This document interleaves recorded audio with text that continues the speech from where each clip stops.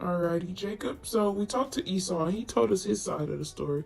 Could you tell us what happened between the gap years? Certainly. One day at sundown, I arrived at a good place to camp, so I found a stone to sleep on. While dreaming, I saw a stairway to heaven and God standing at the top.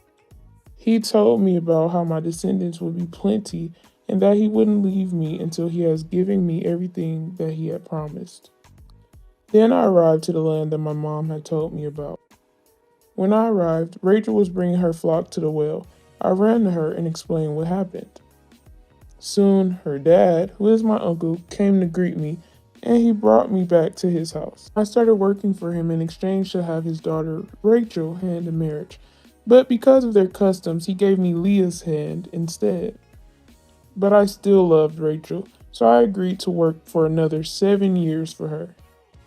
Because Leah was unloved, the Lord kept blessing her with our children, but Rachel soon became jealous of her sister, and she gave me her servant to have children with, because she struggled to have children. One day, I had had enough of my uncle's mistreatment, so I took my family and we ran away. My uncle chased after us because Rachel had stolen some of his household items. After he couldn't find them, he decided to finally leave. So I decided to send ahead of me some servants to bring gifts to Esau, but they soon returned telling me that Esau was already on his way to meet me. I was terrified. During the night, I took my family across the river, and while I was alone at camp, a man came and wrestled with me until the morning. He popped my hip out of the socket and changed my name to Israel because I fought with God and man and won. By morning, I was exhausted, and when Esau finally arrived, I figured that it was all over for me. But instead, he was actually happy to see me,